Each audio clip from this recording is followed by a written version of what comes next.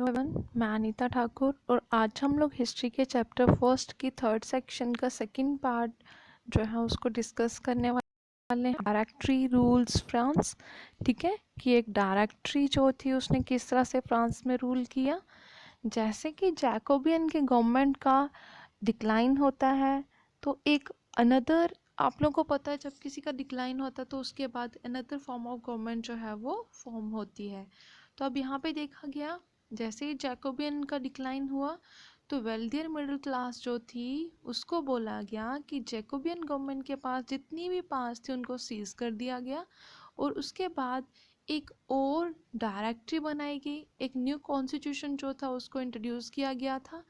और ये बोला गया उस कॉन्स्टिट्यूशन में कि जो लोग जिनके पास प्रॉपर्टी नहीं है वो पूरी सेक्शन वोट कास्ट नहीं कर सकती। तो वहाँ पर ये जो लोग थे वो सिर्फ और सिर्फ कौन से लोग वोट कर सकते थे, इलेक्टेड लेजिस्लेटिव काउंसिल के जो लोग थे, सिर्फ टू इलेक्टेड लेजिस्लेटिव काउंसिल जो थी वही वोट कास्ट कर सकती थी। और इससे क्या हुआ, एक डायरेक्टरी को अपॉइंट करा गया और ये डायरेक्टरी जो थी उसमें 5 मेंबर्स थे। ठीक है, और ये जो 5 मेंबर्स थे उनका मोटिव क्या था, उनका क्या काम था कि जितनी भी पावर एक एग्जीक्यूटिव को दी जाती हैं जो कि जैकोबियंस के पास थी उन पावर्स को सेफ गार्ड करके रखना। जैसा कि आप लोगों को पता है डायरेक्टरी के बेसिस पर या फिर जब जैकोबियंस थे तब भी बहुत ज़्यादा क्लैशेस देखने को मिल रहे थे। तो जो डायरेक्टर था वो बहुत ज़्यादा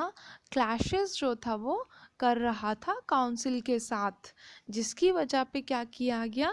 उस डायरेक्टर को डिसमिस कर दिया गया, जिसकी वजह से पॉलिटिकल इंस्टेबिलिटी जो थी वो देखने को मिली। लोग जो कि पहले से ही गुस्से में थे अब उन्होंने डायरेक्टरी को भी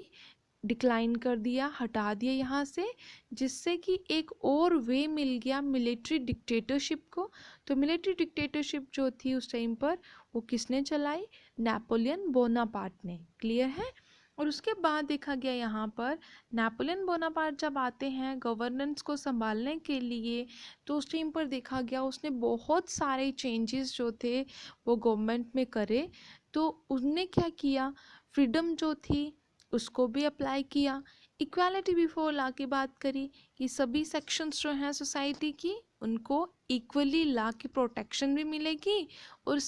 सभी पॉपुलेशन जो जितनी पॉपुलेशन है उस एरिया में सभी के लिए इक्वल ट्रीटमेंट होगा। और आपसी भाईचारे ने क्या किया, उनको और ज़्यादा मोटिवेट किया ताकि वो पॉलिटिकली मूवमेंट्स जो हैं वो ऑर्गेनाइज कर सकें, जिससे कि फ्रांस में ऑलरेडी जैसे कि फ्रेंच रेवोल्यूशन हुआ उसके बाद अलग अलग तरह की सपोर्ट जो थी वो अलग अलग तरह की मूवमेंट से गेन करी जा रही थी। तो बाकी वाले यूरोप में भी इस तरह से क्या करना शुरू कर दिया गया, अपनी गवर्नमेंट को गेट रिड करने के प्लान जो थे वो मूवमेंट्स जो थी वो चलाई जाने लगी। ठीक है, तो उसके बाद का जो हमारा टॉपिक है सेक्शन 4 जो है उसमें ये बताया गया है कि क्या जो वुमेन थी उन्होंने भी रेवोल्यूशन में पार्टिसिपेट किया था। तो अभी चलिए उसके बारे में थोड़ा पढ़ लेते हैं।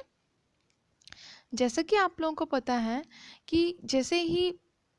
एक्टिव पार्टिसिपेशन जो थी वो स्टार्ट हो चुकी थी, अब जो वुमेन थी उन्होंने भी हर एक इवेंट में अपनी पार्टिसिपेशन देना शुरू कर दिया था और उसकी वजह से बहुत सारे चेंजेस फ्रेंच सोसाइटी में देखने को मिले थे। अब हर किसी को ये होप था कि ये जो वुमेन की इन्वॉल्वमेंट है इससे रेवोल्यूशनरीज़ को और ज़्यादा प्रेशर मिलेगा या गवर्नमेंट को और ज़्यादा प्रेशर मिलेगा, जिससे कि वो क्या करेगी, हमारी लाइफ्स को इम्प्रूव करने के लिए सर्टन स्टेप्स जो है वो टेकन करेगी, मतलब हमारे बेटरमेंट के लिए कुछ रूल्स एंड रेगुलेशंस को फॉर्म करेगी। और बहुत सारी वुमेन जो थी वो कहाँ कौन सी स्टेट से बिलोंग करती थी, कौन सी सेक्शन से बिलोंग करती थी, वो थर्ड स्टेट से बिलोंग करती थी और उनको उनसे ज़्यादा काम करवाया जाता और उनको सिर्फ उतना ही प्रोवाइड होता था जिससे कि वो अपना गुजर बसर कर सकें। देन उसके बाद देखा गया यहाँ पर जब वो ज़्यादा काम करती, चाहे वो सीमस्ट्रेसेस हों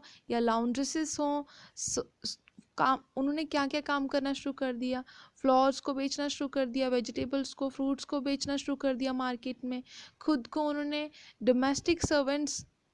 काम करवाना शुरू कर दिया, एम्प्लॉयड होना शुरू कर दिया। अब वो बड़े बड़े अमीर लोगों के घर में जाके उन्होंने वहाँ पर एज अ सर्वेंट वर्क करना स्टार्ट कर दिया ताकि वो अपने लाइवलीहुड को रन कर सके। अब वुमेन जो थी वो सिर्फ और सिर्फ ये नहीं था कि वो उनके पास एक्सेस टू एजुकेशन नहीं था, उनके पास प्रॉपर ट्रेनिंग नहीं थी, लेकिन जो नोबल्स की जो वेल्थियर मेंबर्स जो थे थर्ड स्टेट के, उनकी जो डॉटर्स थी वो पढ़ सकती थी। और इवन वो एक मतलब जो चर्च या फिर हम लोग रिलीजियस बिल्डिंग की बात करें वहाँ पर उन्होंने थोड़ा बहुत पढ़ा होता था, और जिससे कि वो अपनी फैमिली की मैरिजेस को भी अरेंज कर सकते थे, बाद में वो अरेंज कर सकते थे। और उसके बाद देखा गया वर्किंग वुमेन जो थी उनके पास क्या था, वो अब अपनी फैमिलीज़ की टेक केयर इजीली कर सकती थी, क्योंकि वो थोड़ा बहुत अपना वेलफेयर के बारे में जान चुकी थी, उनको अपने राइट्स के बारे में पता चल चुका था, और वो थोड़ा अवेयर हो चुकी थी। अब वो क्या करते, वो कुकिंग भी करते अपनी फैमिली के लिए, वाटर बाहर से लेके आते, और उनको बहुत लंबे समय तक ब्रेड के लिए लाइन में लगना पड़ता, जिससे कि उनके बच्चों की देखभाल करना उनके लिए थोड़ा मुश्किल हो रहा था। और यहाँ पर ये भी देखा गया कि उनके जो पति थे उनको बहुत ही कम वेज पर काम भी करना पड़ता है, इसलिए उनको प्रोटेस्ट करने के लिए सामने आना पड़ा। और इस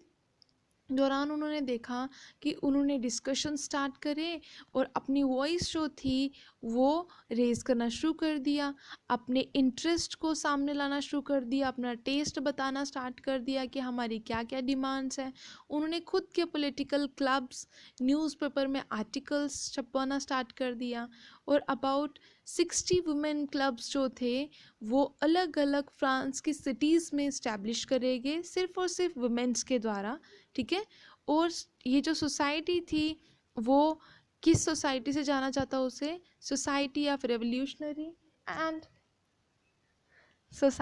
रेवोल्यूशनरी एंड रिपब्लिकन वुमेन के नाम से उसको जाना जाता, जो कि उस टाइम पर बहुत ज़्यादा फेमस थी। और एक और अगर हम लोग बात करें, उनमें सबसे ज़्यादा डिमांड जो थी वो किस चीज़ की करी गई, पॉलिटिकल राइट्स की डिमांड करी गई, जो कि किसको प्रोवाइड होते थे, मेन को प्रोवाइड होते थे, पर वुमेन को वो राइट्स प्रोवाइड नहीं होते थे, ठीक है। Okay, thanks for listening and may God bless you all. Next topic में इसी को कंटिन्यू करेंगे।